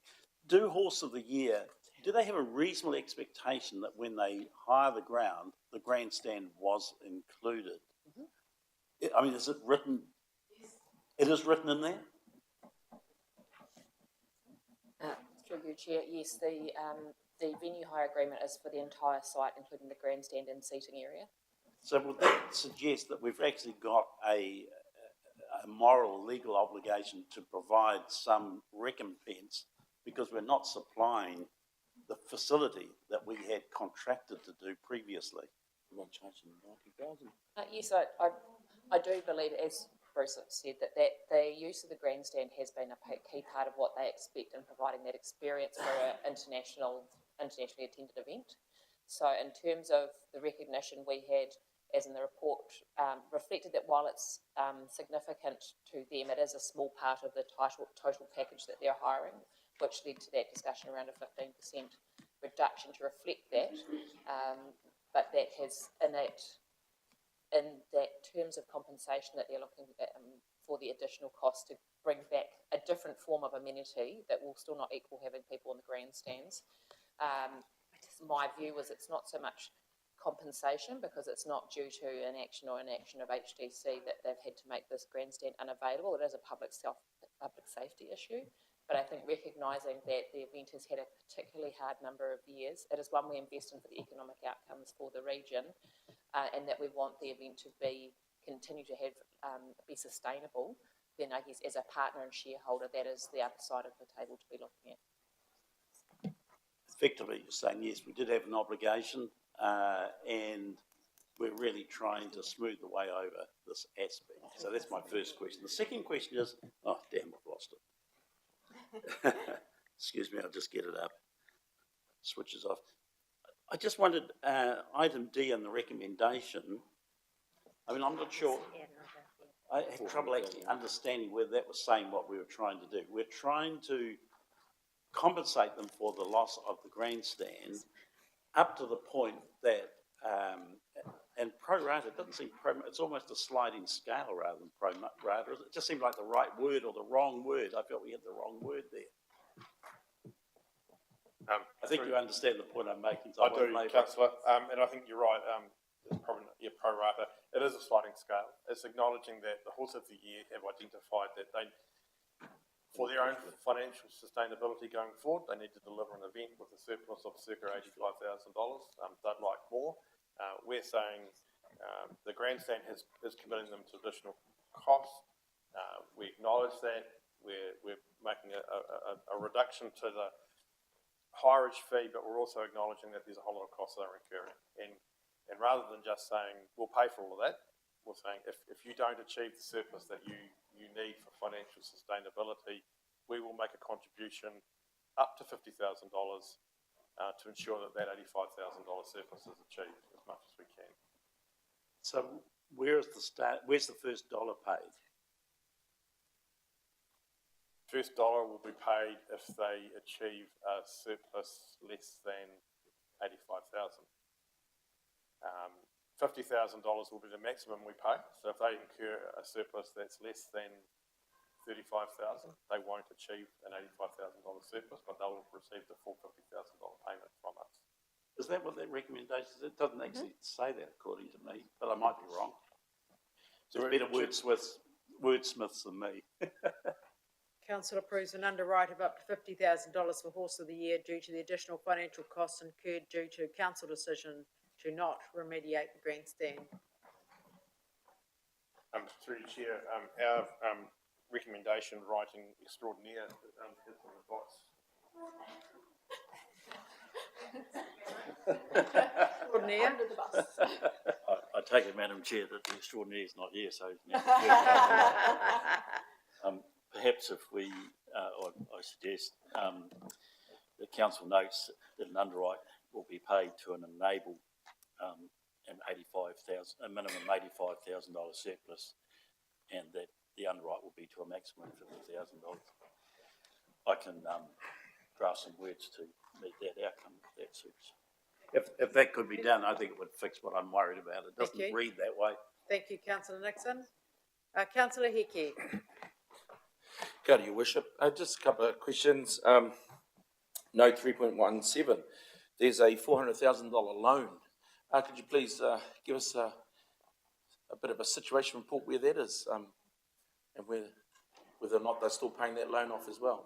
Through Your Worship, yes, they are paying that loan off. It was incurred because we gave them that support to purchase the stabling. Those stables will be in place for this 2024 event, and everything that we've agreed with them is in play. I'd also like to make a comment. I'm in favour of the motion because it has been underwritten, and there's enough information to suggest that they'll do well. I also note that last time they presented in council that they actually had insurance to underwrite everything in the event that it doesn't go ahead. So I'm wondering where that insurance will cover loss of revenue as well.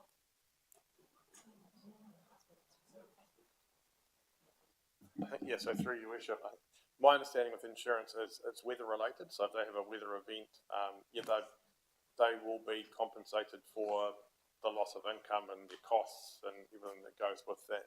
I think from what, I do recall the same conversation from Mr. Aiken when he talked about that. They've taken out much more comprehensive insurance than they've previously had, which was quite narrow. So I think they're feeling quite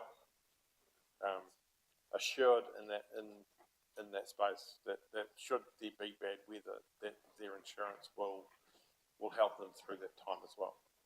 And that should then alleviate some of the anxieties that some of the councils may have in regards to supporting such an event where it actually has robust insurance cover to cover loss of revenue as well. So for that reason, I'm in favour of that. Well, I'd like to, though, recommend a recommendation that the council undertakes an evaluation of the economic impact that such an event has for our region, because I note that it was something like 5 years ago that an impact report was done to suggest that was a $5 million return to the economy, and for a $200,000 investment for $500 million return is quite a good return on investment, but I'd like to actually see if we can update that and get that economic report completed. Through your worship, so talking with Mr. Aiken earlier this week, he's also very keen to get that done and get that updated because it's very useful for them as well. Just a supplementary. So just before we leave that question, Mr. Aiken may be very keen to get it done, and Councillor Hickey is suggesting that this should be done because it's 5 years old. I guess my question to the officers is, should this be done this year when we haven't had a Horse of the Year for 3 years, and they're just getting back to their place where they left off 3 years ago, and could that be an action for the future, but rather than setting a direction now when we're just trying to manage through getting this year's event up and running? Can I seek some advice for that from Councillor Hickey, please? Certainly, and that was a conversation that we had as well around timing. Certainly, it's something that Horse of the Year would initiate, and it may be that given their circumstances this year, it's not the right time. But I think either for the 24 or the 25 event, there's certainly a desire to have an economic impact assessment undertaken. I'd like to make an amendment to my recommendation, Your Worship. Then what I'd like to recommend then that possibly Hastings District Council undertakes its own economic impact on the economy of next year, because if it is a successful event and we don't capture any kind of circumstance around it, noting that the city itself has a quest, there are other events that are going to be happening as well, that we might miss out on an opportunity actually capturing some data. So it's only in a recommendation as opposed to Horse of the Year doing their own impact statement around the economy and improvement to us. So just a... Through you, Chair. One of the actions that we've taken of all events coming up is that we are going to ask them to reapply through the LTP process to ensure that you've got good information in front of you for decision making around how we support events going forward. Major events like that, we do ask for an economic impact assessment, which we can note there you can do levels of detail. We have a system that we put it through as part of their KPI for reporting that covers things like visitor nights, number of attendees, that enables us to complete that. What we can do is take an action to go and look into what kind of level of report we'll get through the event, and then look at whether we want to do an additional level of economic impact study, because it may not capture entirely all of the spend that's ancillary through the likes of farmlands and the equine industry support network. Okay, so you're comfortable that's a KPI of Horse of the Year? Yes, Your Worship, I'm happy for that to be a KPI of Horse of the Year. Great, thank you, councillor Hickey. Councillor Fowler? Through your worship, see if I can try and explain this. So the actions that they're taking this year without a grandstand, they're obviously undercapitalised due to the last 3 years of not having a lot of activity.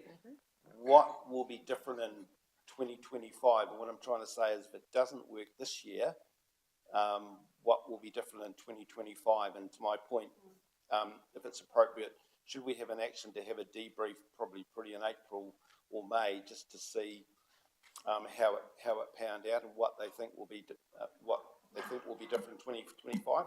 We are in a difficult position, obviously, as a shareholder. We're acting as a shareholder would, but a shareholder has to come to a point where they don't throw good money after bad. Thank you, good point. Thank you, councillor Fowler. Through your worship, so on the second part of that, I think absolutely we would intend for the Horse of the Year to report through performance and monitoring around May, post-event, with a post-event update, and then again, what they've done recently with their annual report. I think what they've got, the opportunity they have for the 25 event with the grandstand not there, I guess they've got the benefit of time to plan appropriately. The planning and the layout, everything for the 24 event has been done. It's with the premise that the grandstand will be there. It's just that's not available for seating. So they're having to adjust their layout, bring in additional furniture at quite late notice. So I think that there is some comfort that I've been given anyway that they will be able to plan for the 2025 event. They're certainly quite excited, I think, to think about what they can do without the grandstand there, with a bigger oval area, and how that could be presented, and the opportunities that come with that. I think there's additional opportunities for trade sites with a bigger area and a bigger oval. So they're all things that they're working through at the moment. But certainly April, May, performance and monitoring would be a good time for them to report back. Great, thank you. Councillor Kerr. Thank you, Your Worship. I'd like to speak in favour of this. I've just been having a look at their website, and it portrays Heretaunga Hastings beautifully. And then I scrolled through what the event was about. 1,500 riders, 1,900 horses. And the one thing I do know is don't try and book a meal in town that week, because the answer's no. It's like, well, even if I come in at 4:30, no. So they bring a lot of people, riders bring families. It really is a mass invasion. So really excited to see this event go ahead after a 3-year hiatus, and I think anything that we can do to encourage them to stay here in Heretaunga Hastings will be of benefit to us all. Do you have a mover, Your Worship? No, thank you. Thank you, councillor Kerr. Happy to move. Thank you. Thank you, councillor Nixon. So we're focusing on those recommendations up there. Councillor Jessup, that's what we're looking at. And councillor Dixon. Councillor Jessup, do you have a question or comment? Yeah, I have a big question. Is like, we're talking about the financial impact or whatever. In that impact or review, can we have a look to see how Māori are included in that data? Because I'm just looking at safety-wise I've already stated that it should be a pōhiri internationally, because we want our people to be safe. Yeah. So councillor Jessup, we're going to bring that back to you. That's an action. So we'll bring that back, and what the Horse of the Year management team are doing around that. Thank you. Councillor Dixon. Yeah, thank you, Worship. I'm also very, very supportive of the recommendations, mainly because of the economic impact it has on Hastings across the district. It also puts Hastings on the map throughout New Zealand, and with the overseas competitors coming in, it does the same thing. And when it was held 3 years ago, it actually became a feature on TV. So more than supportive. Thank you, councillor Dixon. Councillor Sholem. Thank you, Your Worship. I'd like to acknowledge the economic impact of this event to Heretaunga Hastings. However, I won't be supporting the recommendations, although I would like to acknowledge the staff in a pragmatic way of trying to work through this. The main reason I won't be is because this event will move forward, and I'm concerned that the underwrite is really about meeting commitments to HDC in the end, as well as others. And I'd rather the conversation happen after the event if there's support is needed and funding rather than with an underwrite now. Thank you, Councillor Sholem. Councillor Butto. Thank you, Your Worship. Thank you for your explanations, Bruce. They were really helpful. And on the basis of the idea that the underwrite is based on the additional cost due to the lack of a grandstand that was expected, I will be happy to support this, as that gives Horse of the Year the confidence to move forward and give the event a good crack. So, Thank you, Councillor Butto.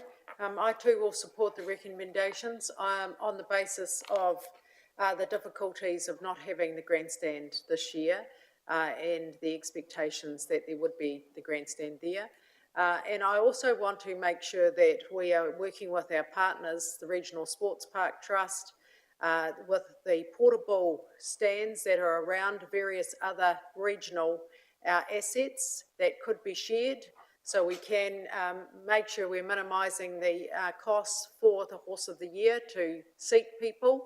So I think there are opportunities to work with our wider event teams to share some of that and make sure that they get the seating that they require. So I'm very happy to support the recommendations to make sure we have the best 2024 Horse of the Year that we can. So has everybody spoken who wishes to through the debate? Thank you. I'll put those. Councillor Jessup, sorry, you've spoken twice. Yep. Okay. Thank you.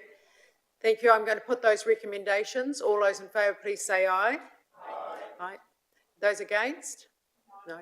Thank you. I'll record your vote. Councillor Sholem, thank you. And Councillor Jessup and Councillor Redstone. Thank you. Okay, thank you very much, everyone. So that concludes our public part of our agenda today. And just before we look at going into public excluded, there are a number of items on public excluded, and I'd ask Mr Cameron, please, if he could take us through those items and tell us why they should be in PX. Thank you, Madam Chair. So, Chief Executive has recommended that items 20 through to 24 are held in public excluded session. Each of those items relate to Council engaging in negotiations. So it's recommended at this time it's appropriate Council consider these matters to protect Council's negotiation positions and protection of both Council business information and the business information of external parties. Item 25, the Chief Executive is recommending that that matter be heard in public exclusion and recommends it's appropriate to engage with the directly affected parties or people that may be affected parties before it becomes a matter of knowledge for the wider community. Thank you. Mr Cameron, any questions on that explanation? Sorry, thank you, Mr Cameron. Oh, so Mr Thu? Through you, Your Worship, I'd just like to request, if you approve that for item 21, we allow Mr Zane Jennings and Mr David Plowman to stay in the chamber as involved in the bridge program. Thank you. Do we need to have that formally written in? Yes, we do. So we'll add that to the recommendations. Okay. Thank you. I'm happy to move from the chair. And Councillor Watkins has seconded. All those in favour, please say aye. Aye. Any against? Thank you. That is carried. That concludes our public part of our agenda today, and to any of our community who may have joined us, I know it has been a very challenging year for many of our community, those who have been impacted severely by the cyclone, who are still recovering, and as they manage what they need to do to have some certainty and security for their futures. We think of you every day, and to our wider community, we wish you a very, very Merry Christmas and a very, very happy 2024, and may it be filled with calmness and brightness. So thank you everybody for joining us today. Merry Christmas to you all. Mā te wā. Kia ora. Councillor Heke. We're closing with a karakia. Or closing publicly. Is that what you're saying? Sorry? No, we're not closing because this is only closing this formal part of the meeting. Thank you, everybody. So I'll put those there. Have I got that recommendation? I have. That's good. Thank you. Thank you, Lynn.